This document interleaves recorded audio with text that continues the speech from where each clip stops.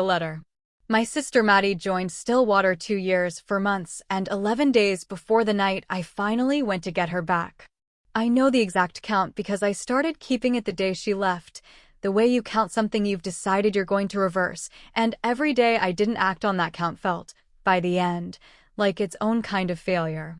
Stillwater called itself an intentional community on the handful of public materials it allowed anyone to see, a farming collective in the hill country 2 hours past the last town with a working gas station, self-sufficient, off-grid.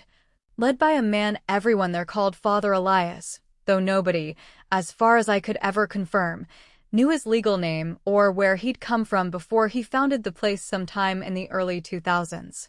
Maddie found them the way I think a lot of people find groups like that, not through some dramatic breakdown, but through a slow accumulation of ordinary unhappiness, a bad breakup, a job she hated, a growing conviction that the life she was living wasn't the one she was supposed to have. She visited for a retreat weekend that a coworker had recommended, and she never really came all the way home again. 6 weeks later, she'd given notice on her apartment. For months after that, she stopped answering calls from anyone in the family except, occasionally, our mother, in messages that grew shorter and stranger and further apart until they stopped almost entirely. I want to be honest that for the first year, I told myself this was a Maddie problem more than a Stillwater problem. My sister had always been the more searching one of the two of us, the one who tried on identities the way other people try on jackets, and part of me, the part I'm least proud of in this whole account, decided it was easier to believe she was going through something than to believe she was in actual danger. I told our mother that. I told myself that. I kept telling myself that until the letter arrived. It came with no return address, postmarked from a town I'd never heard of 2 counties over from where Stillwater was supposed to be, in Maddie's handwriting, though noticeably different from how she used to write, smaller, tighter. Like someone trying to fit words into a space that didn't want to hold them.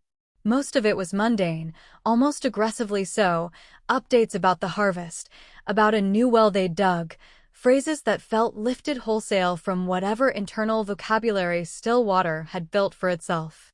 But at the very bottom, beneath her signature, in handwriting pressed so hard into the paper it had nearly torn through, was a single line that had clearly been added after the rest of the letter was finished, maybe even added in secret.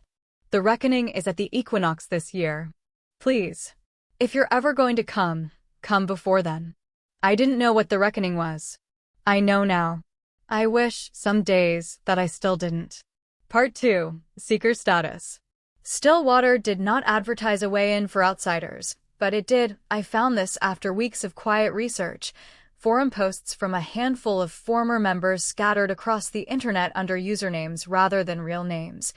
All of them cagey in ways that read, in hindsight, like real fear rather than melodrama, except seekers, people who arrived unannounced at the property's outer gate expressing genuine interest in joining, and who were then evaluated, over a period of days or weeks, before being granted or denied full membership.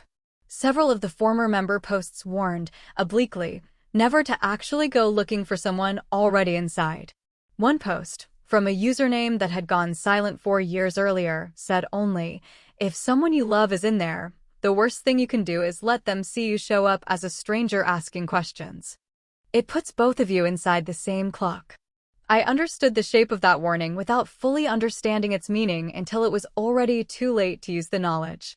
I arrived at Stillwater's outer gate on a gray afternoon 11 days before the autumn equinox, told the 2 men who met me there, quiet, sun-weathered, dressed in the same undyed homespun clothing I'd find every single person on the property wearing, that I was searching for something, that my life felt hollow, that I'd heard about a place out here that might have answers. It was not entirely a lie. I have thought about that a great deal since, how easy it was to make that lie sound true, because some genuinely unhappy part of me meant every word of it even while using it as a cover story. They took me in without much resistance, gave me a small cabin to share with 2 other recent arrivals, and over the following days I got my first real sense of what Stillwater actually was, beyond the sanitized public materials. Several hundred acres of working farmland, genuinely beautiful in the way isolated places often are, a central compound of communal buildings arranged around a large lake that gave the community its name, and at the center of all of it, presiding over meals and evening gatherings with an ease that I found, despite everything I already suspected, disturbingly magnetic, Father Elias himself. I want to describe him honestly, because I think the horror of a place like Stillwater is inseparable from the specific, ordinary charisma of the man running it. He was not visibly sinister.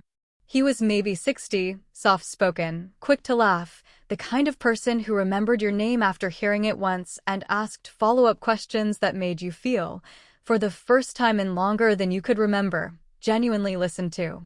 I understood, within about 3 days of meeting him, exactly how my sister had ended up here, and understanding that terrified me more than any overt threat could have. I saw Maddie on my second day, across the dining hall at the evening meal, and I want to tell you the reunion I'd imagined for 2 years and 4 months looked nothing like what actually happened. She saw me. I know she saw me. Our eyes met for a full 2 seconds across that room, long enough for recognition to pass unmistakably between us, and then she looked away, deliberately, calmly, and did not look toward me again for the rest of the meal. She looked healthy. She looked, on the surface, entirely fine, tanned from outdoor work, hair longer than I remembered, dressed in the same homespun as everyone else. She also looked, beneath all of that, like someone holding an enormous amount of tension behind a carefully maintained calm, and I recognized that specific quality because I'd seen versions of it on our mother's face during the worst year of our parents' divorce.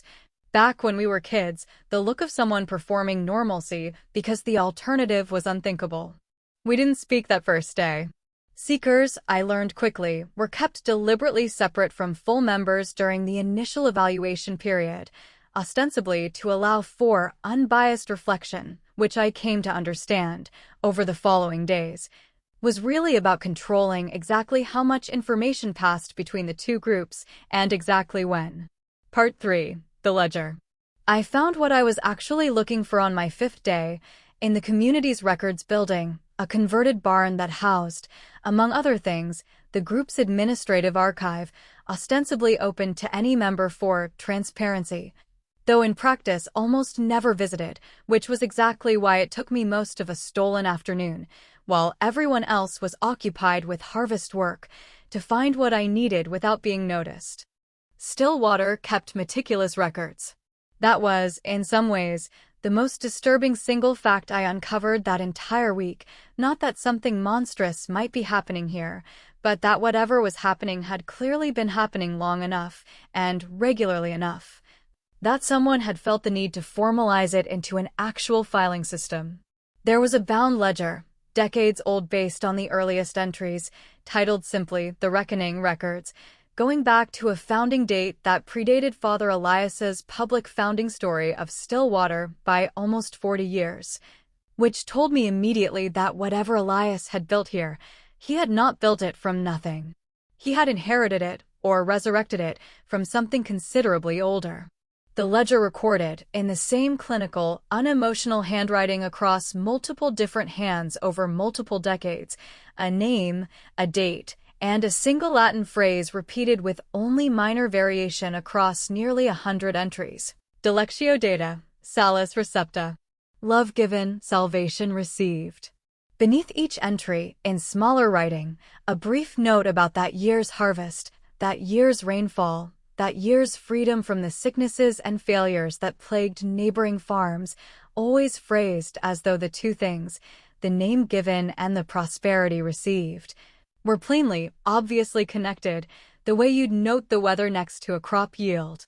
I found an entry from 4 years earlier that matched, almost exactly, the disappearance described in one of the anonymous forum posts I'd read before ever coming here, a name, a date, and beneath it, in the same clinical hand, selected by the water's own preference, confirmed at the equinox rite, accepted without struggle. I sat with that ledger for a long time, in that quiet, dusty records barn, understanding for the first time the actual shape of what I'd walked into. Still water was not simply a cult in the sense of psychological manipulation and isolated devotion, though it was certainly that too. It was a community that had, at some point in its long, buried history, made an arrangement with something I did not yet know what, though I would find out before the night was through, and had sustained that arrangement, generation after generation, through a single annual sacrifice, chosen not always by force, the ledger's language implied, but sometimes, chillingly, by the willingness of the person selected. I found Maddie's name in the most recent section of the ledger, in a list of candidates under consideration for the coming reckoning, dated 3 weeks earlier, in handwriting I recognized instantly as Father Elias's own. Part 4. What Maddie Knew. I got a message to Maddie that same evening, through a system of small folded notes that seekers and members alike apparently used to communicate outside of official channels. I'd learned about it from one of my cabin mates, a nervous woman named Ruth who'd been at Stillwater only slightly longer than me and who, I would later understand, was trying just as desperately to figure out how to leave. I asked Maddie, in the note, to meet me by the lake after the evening meal, using a phrase from our childhood that I hoped would signal, without any outsider being able to interpret it, that this wasn't casual. She came.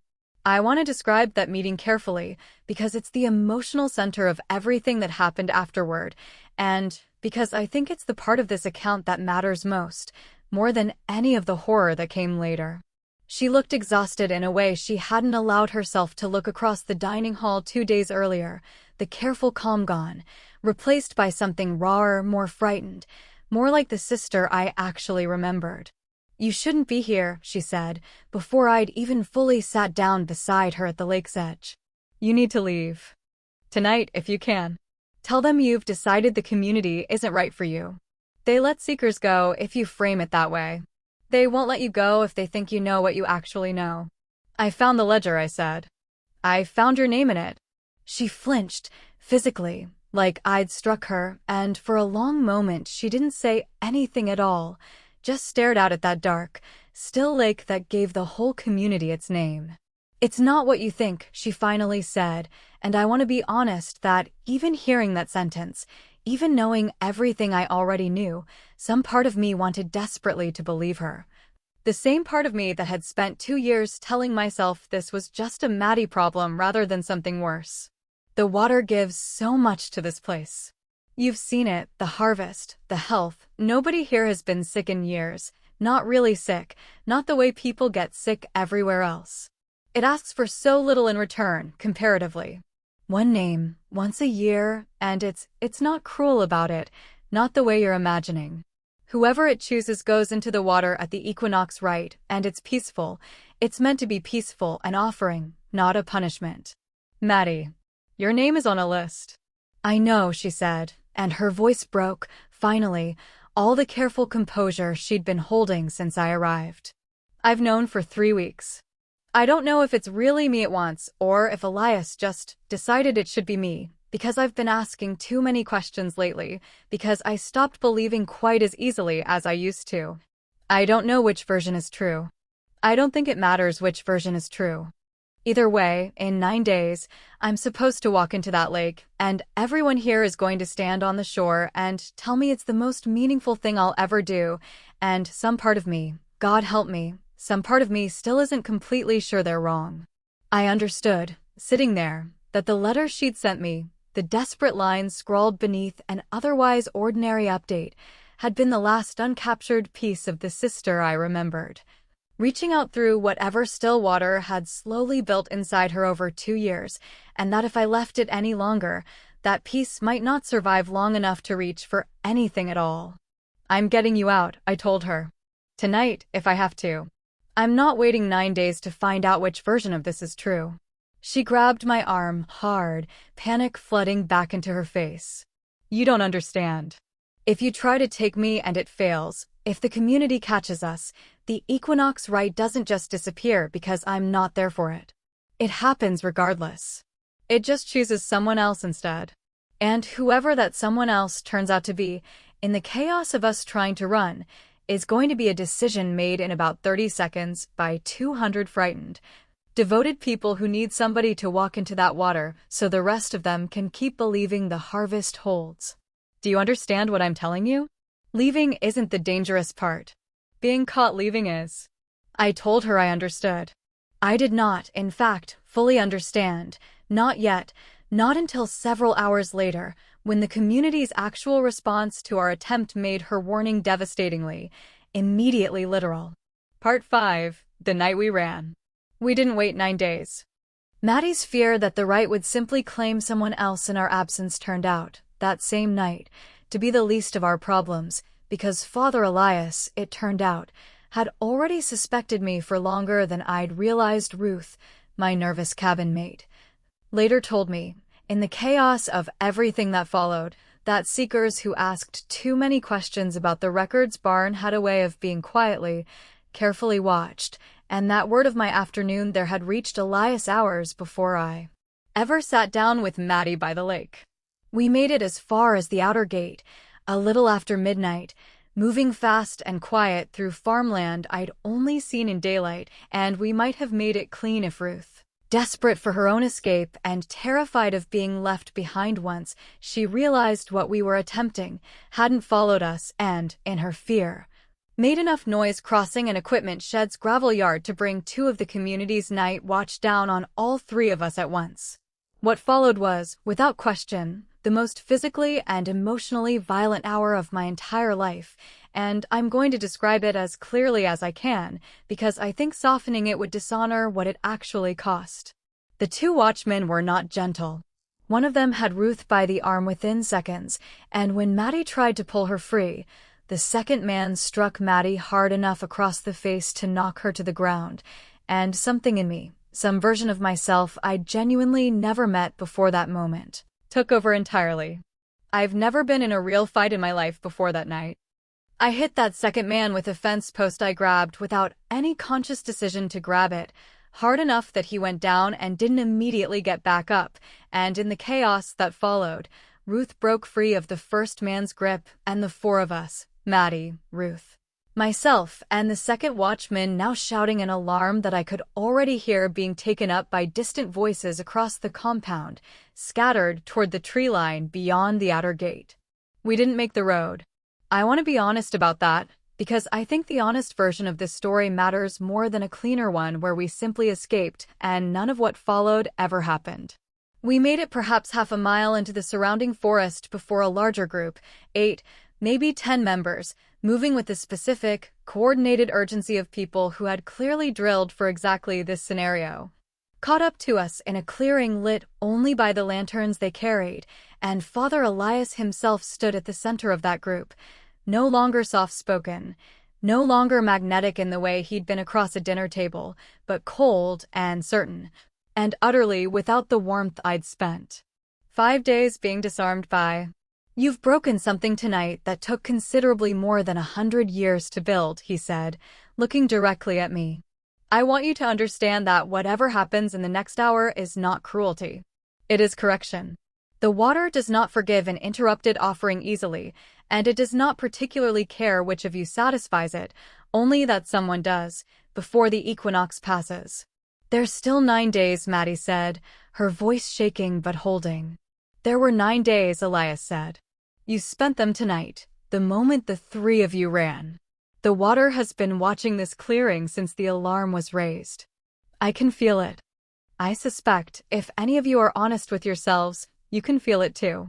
I felt it before I understood what I was feeling, a change in the air, a pressure dropping fast enough to hurt slightly behind my ears, the specific electric stillness that precedes violent weather, except the night sky above that clearing remained clear. Stars visible, no storm anywhere in evidence except in the way every lantern flame in that clearing bent, simultaneously, toward the same unseen point at the clearing's edge, as if pulled by a wind none of us could feel on our skin at all. Part 6. What came to the clearing? I don't have a clean, confident description of what emerged at the edge of that clearing, and I've decided, writing this, that I'm not going to pretend to more clarity than I actually have. Because I think the honest uncertainty of what I saw is scarier than any confident description could be. It did not look like a person. It did not look entirely like an animal either, though something about its movement had an animal's fluid, low-slung quality, moving without any sound at all across ground that should have carried at least some noise from dead leaves and underbrush. It was tall in the way trees are tall rather than the way people are tall, meaning it seemed to extend upward past a height that made sense for a single coherent body, and where a face should have been there was instead a kind of absence. A patch of the clearing's darkness that seemed thicker, more complete, than the darkness around it. Every member of Elias's group, I noticed, immediately dropped to their knees the instant it appeared, heads bowed, and even Elias himself, for the first time since I'd met him, looked less like a man in control of a room and more like a man standing in the presence of something he had spent his entire life serving and had never once fully understood. "It's early," Elias said, and for the first time his composed voice actually cracked. "The offering isn't ready. This isn't how the rite is meant to happen." The thing did not respond in any language I could identify, but something about its stillness communicated, unmistakably, a kind of patient, ancient displeasure, and I understood, watching Elias's face in that moment, that whatever arrangement Stillwater believed itself to have with this entity, the entity itself did not necessarily consider that arrangement a negotiation between equals. It considered it, I think, simply a habit it had allowed to continue, out of some incomprehensible preference of its own, and disruptions to that habit were not something it particularly cared to be reasoned with about. What happened next took perhaps 90 seconds, and I've relived every one of them more times than I can count. The entity moved, that same impossible, silent, low-fluid motion, directly toward the kneeling group of Stillwater members, and I understood, with a horror that displaced almost every other emotion in my body, that it was not moving toward Maddie, or toward me, or toward Ruth. It was moving toward the watchman who had struck Maddie earlier, the one still nursing a cracked rib from the fence post I'd swung at him, and I think I will never be fully certain of this, but I believe that it had simply decided, in the absence of the offering it had been promised, to select its own replacement from whoever was closest and most available in that clearing. The sound that man made in the 3 or 4 seconds before the darkness folded over him entirely is not something I'm going to describe in detail. I don't think doing so would serve any purpose beyond causing pain to whoever reads this, and I've decided that some things are better left as the shape of an absence rather than a fully rendered image. What I will say is that when it was over, and it was over fast, mercifully fast in at least that one small regard, the clearing was several people lighter than it had been a minute earlier, and the electric pressure in the air released all at once. Like a held breath finally let go, and every lantern flame in that clearing straightened back to normal at exactly the same moment. Father Elias, kneeling in the leaf litter, wept. I want to include that detail because I think it matters, not because it earns him any sympathy, given everything he'd built and maintained and fed for however many decades, but because I think it's important to understand that the horror of a place like Stillwater is never as simple as a single evil man commanding evil followers. It is built, generation after generation, out of exactly this kind of complicated, genuine devotion, out of people who believe, with their whole hearts, that they are keeping something at bay through sacrifice rather than feeding something that was never actually asking permission in the first place. We ran while the clearing was still in chaos. Nobody followed us this time. I don't know if that was mercy, or simply exhaustion, or whether whatever had just happened in that clearing had, for the moment, satisfied whatever the water actually wanted regardless of who or what it had taken to get there. Part 7, After. We made it to the road a little before dawn, myself, Maddie, and Ruth, all 3 of us, which is more than I let myself hope for in the worst moments of that clearing. We flagged down a truck on the county highway and told a version of the truth that a stranger could actually process without immediately calling us insane, a bad situation at an isolated community, an escape, an injury we didn't fully explain.